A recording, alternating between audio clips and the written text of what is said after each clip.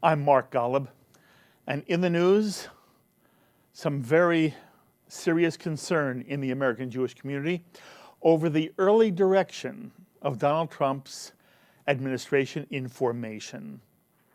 The most serious outcries surround Donald Trump's selection of Steve Bannon to be his chief strategist and senior counselor, making Mr. Bannon virtually the most influential, if not the most powerful person in the Trump administration.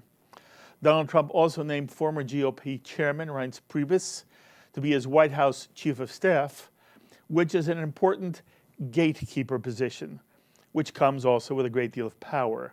But Steve Bannon will be a policy general, along the lines of a Karl Rove for George Bush or David Axelrod for Barack Obama. There are those among the American Jewish leadership who have erupted in anger over Donald Trump's appointment of Bannon. Mr. Bannon is known to be one of the founders of what's now called the alt-right movement, which is depicted as a vast right-wing conspiracy with policies that are racist, bigoted, anti-women, anti-gay, and anti-Semitic. Jonathan Greenblatt, National Director of the ADL, and Rabbi Jonah Dov Penzer, Director of the Religious Action Center of Reform Judaism, are two of the strongest voices condemning the Bannon appointment. The Religious Action Center statement regarding the appointment reads in part, both in his roles as editor of the Breitbart website and as a strategist in the Trump campaign, Mr. Bannon was responsible for the advancement of ideologies antithetical to our nation, including anti-Semitism, misogyny, racism, and Islamophobia. There should be no place for such views in the White House. And other Jewish leaders are also criticizing President-elect Trump for not coming out publicly condemning white supremacists, including David Duke and the KKK, for their hideously anti-Semitic tweets and emails and rhetoric. For example, Jewish actress Emmy Rossum received this tweet, a picture of the gates of Auschwitz with the name of Trump on the gates, as the name Trump appears on so many of Trump buildings. And the tweet reads, "This is in all of your ilk's future. You will all be seeing a train shortly. Hollywood days of subjugation is over." And then in large capital letters, Sieg Heil. Many Jews, many of you who watch JBS, are in touch with me expressing serious concern, even fear, that Donald Trump is creating an atmosphere where virulent anti-Semitism and virulent bigotry can erupt into the open. Well, what do those who support Donald Trump, especially Jews who support Trump, feel about his appointment of Steve Bannon and of what the blatant anti-Semitism means that seems to be coming more and more out in the open? For some answers, I'm so pleased to have on our JBS phones from Philadelphia, Lori Lowenthal Marcus, co-chairs of JewsChooseTrump.org, an organization that published a response praising the selection of Steve Bannon as chief strategist. And Lori, thank you so much for joining us. Thanks, Mark. Thanks for having me. Lori, you've seen it all. Before we go into specifics, what's your general response to the criticism that Donald Trump has received for his appointment of Steve Bannon, and again for the critics who are hurling epithets at him for being, if not anti-Semitic himself, being someone who facilitates, in some way condones anti-Semitism? Mark, I'm so glad that you asked me to be on this show because I actually spent all day yesterday reading everything possible about Steve Bannon because of these concerns and wrote a very long article last night about Steve Bannon and the claims of anti-Semitism against him. And I have to say, first and foremost, I really hope that you will not continue to join with the certain members of the Jewish establishment and attacking Steve Bannon as an anti-Semite because there is zero basis for that, absolutely zero. In fact, every person with whom I spoke who has worked closely with or had extensive conversations with Steve Bannon, both about Jewish issues, but especially about the Jewish state, say unequivocally, Steve Bannon is a strong supporter of Israel. He is a Zionist. There is not an anti-Semitic bone in his body. Having Steve Bannon in the White House is having the greatest possible friend there that the Jewish people could have. So the hysteria promoted throughout the Internet by people who oppose Trump and finally have to realize that they lost, Trump won, have now shifted the venom towards Steve Bannon. And to say that he is the leader of the alt-right is just, frankly, insane. It's an insane comment to make. I know that you're just quoting others, but Breitbart, and I spent hours going through hundreds of articles on Breitbart yesterday. It's not a site that I normally go to, but I spent hours, and there was not a single article that had any anti-Semitism in it whatsoever. And in fact, there were dozens of very positive, supportive articles about Israel, ones that I could write myself, and I am a ardently, staunchly pro-Zionist individual. So let's please put aside the rhetoric and the flames that are being thrown at this man, and let's look at why people are making these accusations and really what the motivation is for trying to get Jews at this point, even after the election, to fear Donald Trump. I have to say, as a fairly public pro-Israel person, I've received maybe 24 emails and messages in the last couple of years with Nazi implications and disgusting anti-Semitic comments, and I never blamed it on the fact that Barack Obama was president. I mean, come on, it's just unfair and unfounded.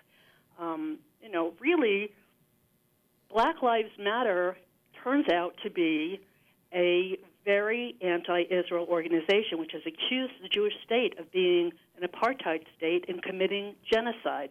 Now, the Democratic Party platform endorsed Black Lives Matter. Are people in the Trump campaign or people who support Trump who are Jewish saying, then therefore the Democrats are horrible anti-Semites and racists and we should all fear if a Democrat is elected? Let's get a hold of ourselves. Okay, but we've said many things, and I think they're important. I want to correct something to begin with. Please. I have neither joined in, nor am I saying in any way that I personally think Steve Bannon is an anti-Semite or is with the alt-right. You are correct by saying I quoted what is being said about him. And I want you to understand that, Lori, I have tried very hard here on JBS not to take a stand when I do a program like this. My job is to give someone like you an opportunity to respond to the criticisms or whatever is being said in the public. And I thought it was very important, and I was very pleased that you said, yes, you do this interview. Because I'm not, look, I'm okay, I just to reach a broad audience. I just want to make sure you understand. I am going to ask you as tough questions as I can. They do not in any way suggest that I believe anything about Steve Bannon one way or the other. And that is what JBS has done, and I'm very proud of it. I am telling you at the moment, and I will give you examples of what is being said, and then you respond. Okay. For example, you say you did not find one thing in Breitbart that had an anti-Semitic tinge. If you look at the way this is being reported on national American television, almost every one of them brings up a headline about Bill Kristol being called a renegade Jew. Yes. To some people, this is an example of anti-Semitism. There are those who are saying that, bring up the title, birth control makes women ugly or something like that.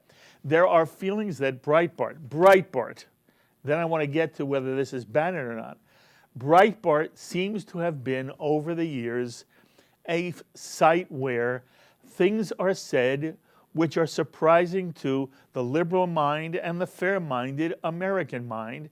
You obviously are a committed Jew, you're an intelligent Jew, your picture's up on the screen, you look like a lovely person. You've got to care about these things also. What I want you to do, what I want our audience to do, first of all, is take this issue seriously. And just because there are people who are slamming Bannon and slamming Trump and slamming Breitbart, most of us who hear this, we do not know thing one about any of them. All we're doing is quoting what others are saying. Right. And I want to say one more thing, then I'm going to let you speak. What I've asked my staff to do is find anything that Steve Bannon has done or said of an anti-Semitic nature. Not what people have said about him. I want you to find me a story. I want you to find me a quote. I have a staff that right now is combing the internet, trying to find for me something that indicates Steve Bannon has articulated anti-Semitism. So far, my staff keeps coming back to me saying they can find nothing of a first-hand nature. The only thing that they do find is, in a divorce proceedings, his ex-wife said he didn't want his children attending school with Jews. That does trouble people. So now, Lori, I want you now to respond to the stories that I've quoted from Breitbart, including the Bill Kristol renegade Jew, and what does it mean to you that the new chief strategist of the White House is someone who says, I don't want my children going to school with Jews? Okay, I don't know if you were supplied with the full context there, but it turns out that actually Steve Bannon did send his daughters to the school he was allegedly talking about, with that alleged claim by his ex-wife during divorce proceedings. So apparently it wasn't so troublesome to him if he ever made such a statement, because he did send his children to that very school, which I believe is called the Archer School. I'm not even sure where that is, but that's the full context. If he said that, that's what was claimed in divorce proceedings.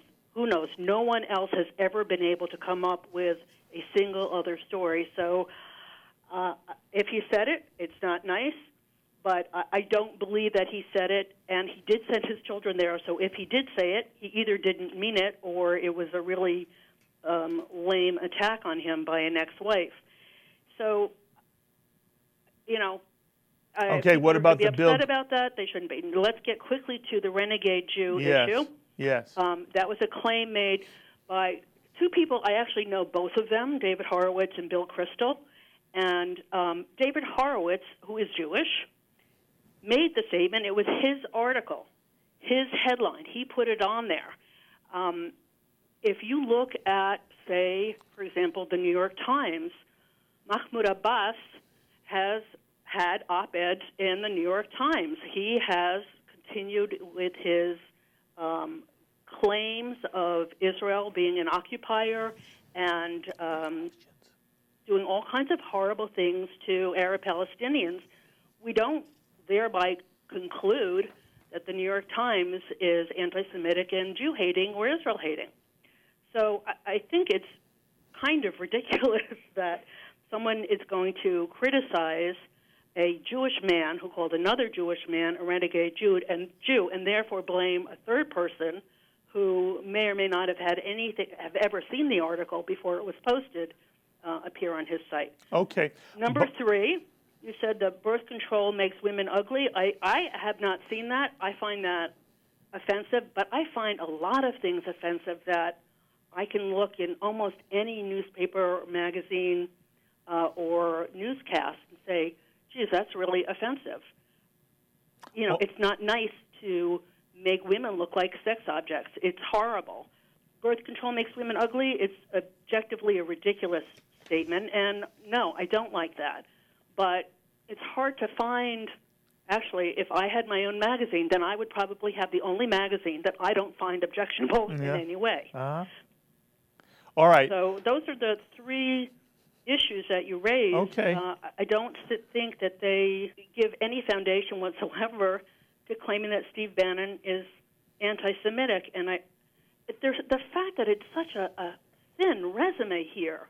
What you're claiming, not you, I don't mean you as in you, Mark, what they are claiming and smearing this man with is so thin, it's astounding that it's being repeated, and that organizations which are formed and raise money on the claims of defending the Jewish people would attack Bannon now and really use the force of its organization against him. That's the ADL. It's astounding. Mm-hmm. I mean, this is an extremely pro-Israel person who's going to have a very strong influence on the next president. That's a person we should be bashing. By the way, no one would argue that they would be happy, especially if they're pro-Israel, that they would be happy that a pro-Israel individual had such an important role in an administration. What they're worried about is, even if he is pro-Israel, if he is guilty of racism or misogyny or Islamophobia, and if he in some way, even while he's pro-Israel, has been dismissive of American Jewry, American Jews, as happy as they would still be troubled. You're saying something larger. You're saying that the criticism of Steve Bannon is really unfounded. I'm saying, A, that it's unfounded, and I'm supporting that, and I haven't yet, but allow me to, please. Two people with whom I spoke. One is Joel Pollack, who is an Orthodox Jew who has worked with Bannon, for Bannon, for years. He said, that if anything, Steve Bannon is overly sensitive to claims made by others, statements made by others that he construes as anti-Semitic. So that actually makes me feel pretty good. And I think that it's important, very important, to separate the wheat from the chaff and say, well, what makes him misogynistic? The fact that there was an article, I don't know what it was an article or an ad or something that said birth control makes women ugly, or he said it, that's a stupid statement. That doesn't mean he's, anti-women. I hate to say how many, in a previous life, I used to do sexual harassment investigations, and the things that people say will blow your mind, even people who are upstanding individuals. Is it right? Absolutely not. Is it common? Yes. If we're going to use the standard that no one who isn't completely pure as a driven snow can be an advisor to someone in high office, I think we're going to run out of people very quickly. I understand. But just for the record, there are many Jews who feel the headlines run in the New York Times indicates that the Times does have at least an anti-Israel bias, if not an anti-Semitic bias. But I want to ask you the other question that I hear all the time now. We did the tweet that an actress received, the picture of Auschwitz, and whoever did the picture superimposed Trump's name on either side of the gate. And there are people who say the following: why doesn't Donald Trump now just come out and condemn the anti-Semitism that is suddenly erupting by people who claim they support him? Why doesn't he come out and say once and for all, Alan Dershowitz was on JBS. What he said was, what I really hope I hear from Trump, and he was very, very balanced. He said, I really hope Trump survives. Trump is everybody's president. This is Alan Dershowitz. He also said, I really hope that Donald Trump comes out and says to all the white supremacists, to all those who are now, it's not that he ever sought David Duke or the KKK, but he hasn't come out and said unequivocally, you are not America. I don't want your vote, and if I ever run again, I don't want you to vote for me. One of the questions is, why doesn't somebody like Bannon put his arm around Donald Trump and say, look, you can make an enormous impact right now if you publicly state, not only do you not support any expression of anti-Semitism, you find it hideous and repugnant, but you also reject any bigotry or anti-black sentiment or any formal Islamophobia. But right now, we're really talking about the white supremacists. They're the ones who are being touted all the time as they're the ones who support Trump, as if, therefore, Trump is a white supremacist. Why doesn't Bannon or why doesn't Priebus or why don't you say to Donald Trump, get out in front of this? If you want to make it clear to the Jewish community and the American community that this isn't who you are, you can do so in a moment. Why doesn't that happen? Because I'll tell you why it hasn't happened, and this is just me thinking. I certainly haven't discussed it with Donald Trump. I haven't discussed anything with him. I understand. But doing something like that is starting off on an apology, and I think that is the wrong way to start. You know, Barack Obama began his presidency making what people refer to as the American Apology Tour, and he ran around the world apologizing for various things that people found I'm sorry, by the way, Americans had done. I want to interrupt you. Nothing you've said so far do I feel does not have real power. To suggest that saying to America, I reject anti-Semitism. Why is that? Why do you use the word apology there? Who's he apologizing for to? Well, it's assuming that he has some responsibility for this.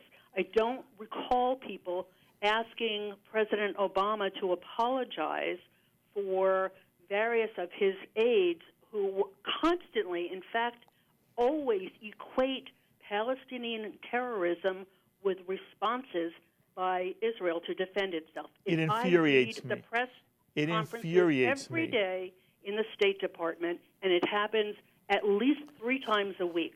So, you know, I don't think it's a fair thing. But here's what I think he should do. And I think this will, I hope, send the message that's needed, because I don't disagree that a message needs to be sent. Here's what he needs to do. What Donald Trump needs to do, and what Steve Bannon has to help him do, is to appoint people who immediately take action that undermine or undercut any of these arguments that are being laid now. I don't know whether you or your listeners have seen the pledge issued by Donald Trump's 2 Israel advisors. It is absolutely astounding, essential reading for anyone who cares about the Jewish state. It's not on point. Lori, stay on. Lori, stay on point. Any of this anti-Semitism criticism, I would think, that he needs to appoint and have in place people who take action in ways that ensure the safety of everyone. What I'm wondering is, why are the people who are calling for Donald Trump at this moment to apologize for things that people are claiming he has said and done, which I don't believe he said and done, why aren't people saying, excuse me, President Obama, why aren't you trying to heal our nation? Why aren't you telling the people who are out there in Washington, D.C. with Rape Melania signs and with Start the Revolution, and he's not our president, and vandalizing stores and businesses owned by Americans? Why isn't there a call for that? Now, that would be real healing. That's essential. But because it's being done directed at President Obama's successor. And I think that's essential. But what the president, the new incoming president, has to do is to take actions that put people's minds to rest. Words mean very little. It's easy to say, oh, I'm going to move the embassy to Jerusalem. Every single president has promised that, and not a one has done it. But let's see some real action. Let's see support for all of those people who are now claiming that they've been disenfranchised. Let's make sure that people come together in a healing way and have programs and activities, but mostly programs that can enable everyone to feel better and feel good about being American. I think that's what's needed. Okay, as I said, I thought you made many good points, and I want to go on record. I am disappointed when a Barack Obama or a Hillary Clinton do not come out and say to Black Lives Matter, who now have on their website a virulent BDS message, anti-Israel message. It offends me as an American and as a Jew that Barack Obama has not spoken out against Black Lives Matter, that Hillary Clinton throughout her campaign catered to Black Lives Matter. I do not think it's appropriate. It has nothing to do with whether I voted for, who I voted for. Right. I believe in the same vein, when you say words don't matter, Lori, there were many things Democrats just didn't get, didn't understand in this election, and they lost it as a result of it. Right now, in my humble way, I am saying to you and everybody in the Trump administration, you are making an enormous mistake if you think words wouldn't heal at the moment. Right now, were Donald Trump to say, I'm not apologizing for anything, I had nothing to do with it, but I do want those who are promoting anti-Semitism, who are promoting any kind of racism, that they do not speak for me, they are not real Americans, and that real Americans do not put out tweets with Auschwitz and my name on it. And if Trump were to say that, a whole argument against him would be undercut and removed. And I'm disappointed. I was disappointed in Barack Obama. I will be disappointed if Donald Trump does not use this. If Steve Bannon doesn't say to Trump, just go out and say this doesn't represent you and you're disappointed. By the way, Trump should be offended. And all he has to do is say so. I wish Barack Obama had said it, and I wish Trump had said it, Let me just say a few things. I don't disagree with you. I don't know that Steve Bannon is the person who would do this. I do know that I saw Kellyanne Conway numerous times tweet and also state in response to interviews when there were people saying horrible things at a Trump rally or pretending or claiming to be Trump supporters. She said, that person does not represent us. That person has no space in our campaign or our organization, period. And I also know that Donald Trump did unequivocally condemn David Duke and refuse his support. So I don't know. That's my problem, is I don't know if the campaign or if Donald Trump says these things, whether it's able to drown out the waves of venom that's now spewing over this nation. We both agree it's an ugly time in America right now, and we need cool heads to prevail. So I hope, at least by actions that he takes, Donald Trump is able to allay the fears, certainly of anyone who thinks he has appointed an anti-Semite in Steve Bannon, or someone who, and by the way, the reports in Breitbart, there are long discussions in Breitbart, a huge article discussing what the alt-right is, and not supporting it, but just analyzing it and trying to explain it to people. And the person who wrote it is a gay man. He's employed by Breitbart. How can you say he's homophobic? I think the guy's kind of bizarre. Lori, we are grabbed by the clock. Okay. I am so appreciative of your willingness to come on, and you are very articulate and thoughtful, and you're lovely. Anyway, I hope one day, Lori, you might come to Fort Lee, and maybe you'll sit with somebody who disagrees with you, and the two of you will square off here on JBS. But I thank you. I wish you all the best, and I hope we get to speak again very soon. Okay, great. Thank you so much. You be well. There you have it. Lori Lowenthal Marcus, co-chair of JewsChooseTrump.org, a volatile issue in the American Jewish community. And like everything else, it's not simple and it's not black and white. I resent those who want to make this into a black and white issue. My thanks as always to all those, we have no time, my thanks to all those who helped produce In the News, especially Serge Goldberg, Alan Orich, Carol Lilienthal. Until the next time, I'm Mark Golub. Be well, my friends.